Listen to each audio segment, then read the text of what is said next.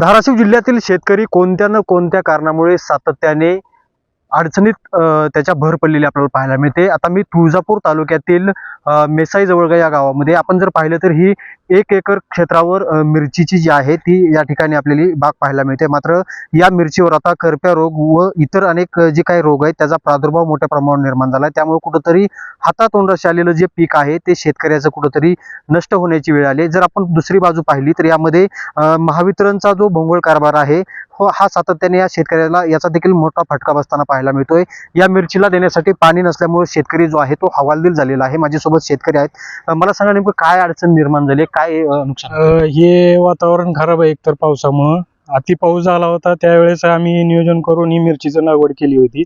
पण पाणी आता सध्या लाईटीच्या ह्याच्यामुळं कमी पडत आहे या मिरचीला, आणि हे पाणी कमी पडत असल्यामुळे मिरचीवर रोगाचा प्रादुर्भाव जास्ती प्रमाणात होत आहे. आणि ही अनुष्का जातीची मिरची आहे. या मिरचीवर अशा प्रकारचे बोकडा, करप्या, विविध प्रकारचे रोग हे निर्माण झालेले आहेत. आणि हे पाणी किती प्रमाणात सोडायचं हे ते नियोजन करून सुद्धा हे पाणी भेटत नाही या मिरचीला. अनेक प्रकारे फवारणी केल्या आहे आम्ही, पण या फवारण्याच्या ह्या वातावरणामुळं, पावसामुळं याचा काही परिणाम होत नाही. किती खर्च झालाय आणि किती नुकसान होऊ शकतं ह्याच्यामध्ये? आता बरेच आमचा एक 50,000 रुपयेपर्यंत ही मल्चिंग, ड्रीप सगळं खर्च झालेला आहे. ह्याच्यामुळे यामध्ये आता उत्पन्न तर काय अजून चालू झालेलं नाही. आता सध्या तर हे अशा रोगाचा प्रादुर्भाव जास्त आहे. काय उत्पन्न होईल, काय मायनस मध्ये रिटर्न घाटत जाईल याचं काय सांगता येणार नाही.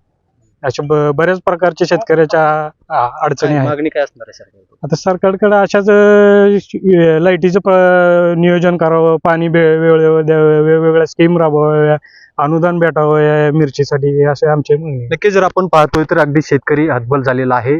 हातातोंडाशी आलेला घास जो आहे तो हिरावण्याची कुठेतरी शक्यता या रोगांमुळे निर्माण झाली. त्यामुळे कुठेतरी महावितरणने देखील याकडे लक्ष द्यावं आणि वीज पुरवठा देखील सुरळीत करावा अशी मागणी जी आहे ती शेतकरी करताना पाहायला मिळत आहे.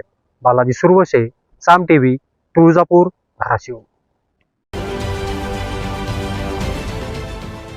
देश विदेशातील प्रत्येक घडामोडींचे लाईव्ह अपडेट मिळवण्यासाठी आता साम टीव्हीच्या सर्व सोशल मीडिया प्लॅटफॉर्मला लाईक, फॉलो आणि सबस्क्राईब करा.